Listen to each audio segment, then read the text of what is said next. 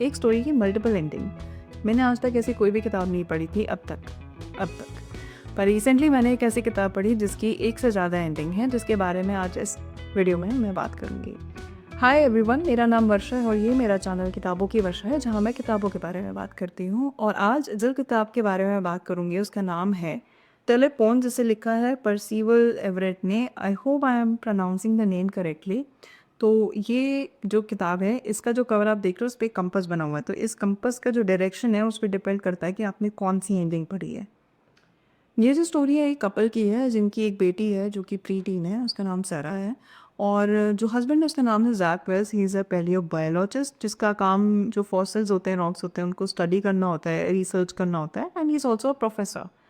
जो वाइफ है उसका नाम है Meg and she is a poet. तो इनकी लाइफ बहुत अच्छी जा रही होती है। और जो प्रोफेसर है जैक, वो अपनी लाइफ के बारे में यही बताता है कि वो बहुत देर तक फॉसिल्स को स्टडी कर सकता है, एक ही जगह पे बैठ सकता है, which is considered an extra ordinary quality of a human, क्योंकि लोग बहुत देर तक एक ही जगह पे नहीं बैठ सकते, बट वो बैठ सकता है। He does not consider it something extra ordinary.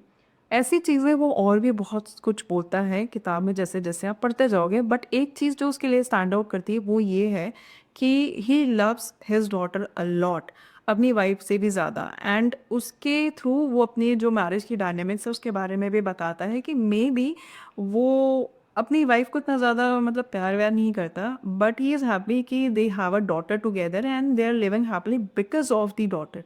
तो उसके जो लाइफ का पर्पस है वो सिर्फ यही है कि he has to protect his daughter. जब बुक स्टार्ट होती है तब आपको कुछ एक पैराग्राफ होता है जहाँ पे जो वुमेन डिसअपियर हो रही हैं और जो मर्डर हो जा रहा है या किडनैपिंग हो रही है उसके बारे में लिखा हुआ है कि नोबडी केयर्स अबाउट देम और it's just a number until it happens to you. या कुछ फैमिलीज़ होती हैं, सिर्फ उनको पता लगता है। उसके बारे में एक पूरा पैराग्राफ लिखा हुआ है। तो स्टोरी ऐसे प्रोसीड होती है, but then Jack one day notice something wrong with his daughter, जिसको वो इग्नोर कर देता है। जब वो चेस खेल रहे होते हैं तो वहाँ पे उसको एक चीज़ कुछ नोटिस होती है एंड ही थिंक्स कि हो जाता है, ठीक है, but it was unusual behaviour by his daughter. तो वो उसके रिमांड में रह जाती है। पर धीरे धीरे जो वाइफ है उससे भी कुछ कुछ चीज़ें मतलब ऐसे समझ में आने लगती है अपनी डॉटर के बारे में। तो then they decide to consult a doctor. और उसके बाद वो पूरे डायग्नोसिस का सब कुछ शुरू होता है। जब मतलब अपनी डॉटर को लेकर के वो जाते हैं, कुछ ऐसा लगता है कि जैसे उसे सीजर्स हो रहे हैं। तो जब वो जाते हैं डॉक्टर्स के पास और इतने सारे डायग्नोसिस करते हैं, तब उन्हें पता लगता है कि उनकी जो डॉटर है उनको उसको एक फेटल डिजीज़ है and she will not live more than few years. तो उसके बारे में उनको जब पता लगता है then they are obviously heartbroken. और उनको ऐसा लगता है कि जैसे इट्स इट्स अ सिचुएशन जहाँ पे आप बिल्कुल ही हेल्पलेस हो जाते हो, तो उनको बिल्कुल भी नहीं समझ में आ रहा होता है। जैक जो है यहाँ पे he is grief stricken but he is also feeling guilty, क्योंकि उसको ये चीज़ यहाँ पे और ज़्यादा स्ट्राइक करने लगती है कि उसका एक ही काम था अपनी डॉटर को प्रोटेक्ट करना, we which he could not. And then he also starts thinking, क्योंकि वहाँ पे जो है वो अपने आप को कंपोज करने की कोशिश तो कर रहा है, but then he also sees की जो उसकी डॉटर उसकी वाइफ है वो किस तरीके से इस चीज़ को, इस न्यूज़ को ले रही है and she is not holding up so well. तो वहाँ पे उसको ये चीज़ लगती है कि ही मतलब उसको ऐसा लगता था कि he is the only one जिसको अपनी डॉटर को प्रोटेक्ट करना है। बट उसने कभी ये चीज़ नहीं कंसिडर की कि उसकी वाइफ को कैसा लगता होगा, या उसका जो अफेक्शन अपनी डॉटर की तरफ वो कैसा होगा। And he was mostly an absent husband, not an absent husband, he was always present. जो बोला जाता था वो कर देता था। He was there but not in an emotional way. और उसको ये लगता है कि उसने उस तरीके से अपने आप को वहाँ पे प्रेजेंट नहीं रखा है। तो जिस तरीके से वो अपने इमोशंस को शो कर रही है, शायद वो इतना एम्पैथेटिक नहीं है उन इमोशंस की तरफ। वो शो कर पा रहा है, मतलब वो प्रिटेंड कर पा रहा है कि हाँ, मतलब ही अंडरस्टैंड्स कि what the wife is going through, but वो इतना एम्पैथेटिक अंदर से फील नहीं कर रहा है जिसके लिए वो गिल्टी भी फील करता। तो he is going through all these emotions, जहाँ पे ही फील्स कि उसको कोई एक डिस्ट्रैक्शन चाहिए इस पूरी सिचुएशन से एस्केप करने के लिए, क्योंकि वो उसके दिमाग में 24 घंटे यही चीज़ चल रही होती थी अपनी डॉटर के लिए। And he was also like, मतलब वो एक ऐसा इंसान है who does not believe in God. And in those moments he was like कि अगर गॉड एग्जिस्ट करता है तो may be he should answer now, this is the time. तो इन सारी चीज़ों को होते हुए उसको एक डिस्ट्रैक्शन मिल जाता है जब वो एक ऑनलाइन स्टोर से एक जैकेट ऑर्डर करता है जिसके पॉकेट में एक मैसेज होता है हेल्प के लिए कि दैट पर्सन नीड्स हेल्प।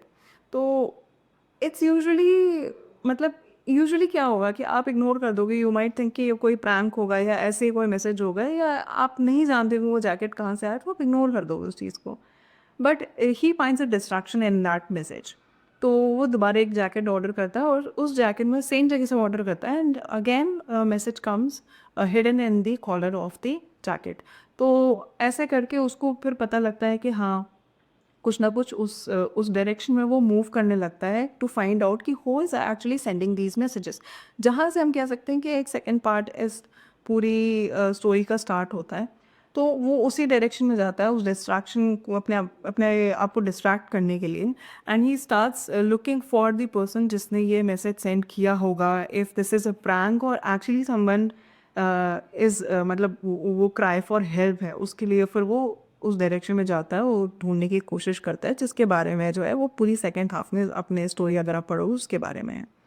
तो एक जो कंट्रास्ट यहाँ पे अगर आपको दिखेगा, जो पहली स्टोरी है जहाँ पे उसके डॉटर का डायग्नोसिस होता है, उसे पता लगता है and they are dealing with it, they are coming to terms कि अब उनकी उनके पास इतना ज़्यादा टाइम नहीं है अपने डॉटर के साथ, वहाँ पे वो हेल्पलेसनेस है। और जब आप दूसरी डायरेक्शन में देखोगे जहाँ पे वो he is trying to find the hidden message behind those messages या हिडन मीनिंग जो है उन मैसेजेस में, या फिर किसने वो मैसेज सेंड किया है, या फिर how he can help those people या दैट पर्सन जिसने ये मैसेज सेंड किया है, तो वहाँ पे वो he is trying to help someone.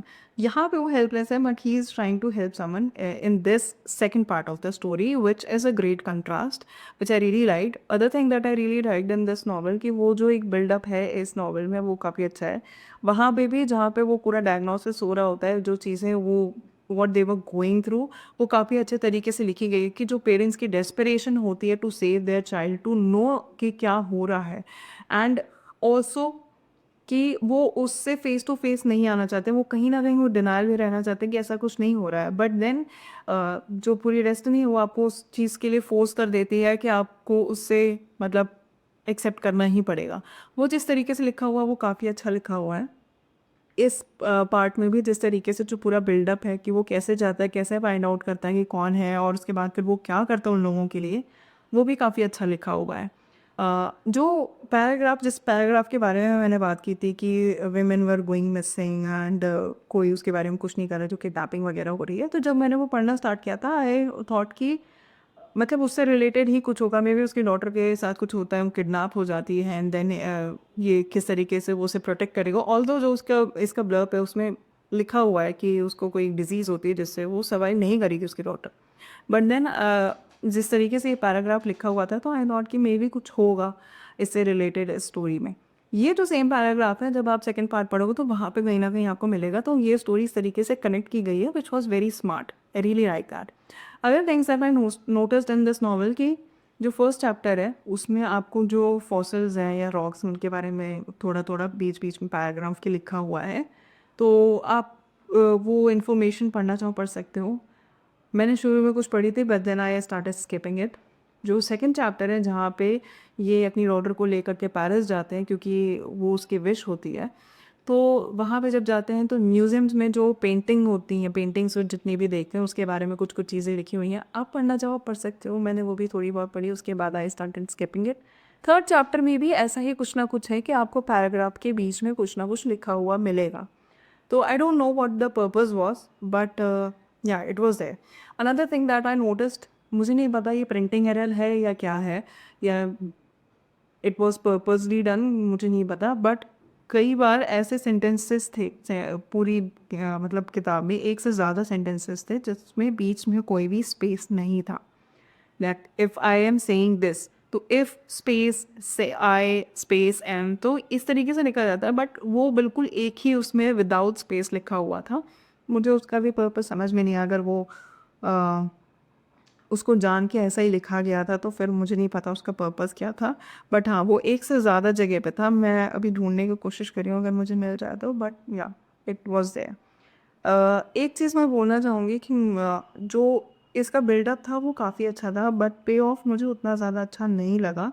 मुझे लगता है कि इसको थोड़ा और अच्छे तरीके से एंडिंग हो सकती थी। मतलब मुझे थोड़ी सी अब्रप्ट लगी, बिल्कुल अचानक से अब्रप्ट लगी, तो वो मुझे उतना ज़्यादा अच्छा पे ऑफ नहीं लगा इसकी एंडिंग का। मे भी जो अदर वो हैं इसके, जो अदर किताबें हैं विद डिफरेंट एंडिंग्स, मे भी वो थोड़ी बेटर हों, but I don't no, this was okay. पूरी ओवरऑल देखूं तो मुझे अच्छी लगी ये किताब, बट वैसे मैं कहूँ तो मुझे एंडिंग थोड़ी सी डिसअपॉइंटिंग लगी। मैं थोड़ा और ज़्यादा एक्सपेक्ट कर रही थी, but it was okay. And जो बाकी एंडिंग्स है, मतलब इसमें एंडिंग है एक, तो हैप्पी एंडिंग है, एक माइनली हैप्पी एंडिंग है, और एक नॉट सो हैप्पी एंडिंग है। तो मुझे नहीं पता वो बाकी दो किताबों में किस तरीके से, मतलब सिर्फ जो सेकंड हाफ वाली स्टोरी है उसमें कुछ चेंज होता है, या फिर जो इसकी डॉटर का स्टोरी है वो भी काफ़ी ज़्यादा हद तक चेंज है, मुझे नहीं पता। This is the only part that I have read so far. Maybe I try to read the other parts too, जहाँ पे जो एंडिंग है वो अलग अलग है। आई डोंट नो कि इसका नाम टेलीफोन क्यों रखा गया, मुझे नहीं पता। But yeah, it was a good read. बहुत सारे इसमें ऐसे फैक्टर्स भी हैं जहाँ पे यू विल बी शॉक्ड, बिल्कुल एकदम ऐसे आपको हिट करेगा। तो जब आप वो पढ़ोगे तो आपको समझना आ जाएगा मैं किसके बारे में बात कर रही हूँ। But it was a good book, it was a good read, very easy to understand. इसका लिंक डाल दूँगी डिस्क्रिप्शन में, अगर आप परचेज़ करना चाहो वहाँ से परचेज़ कर सकते हो। And this was telephone by Percival Everett. I will see you in the next video. Till then take care and bye bye.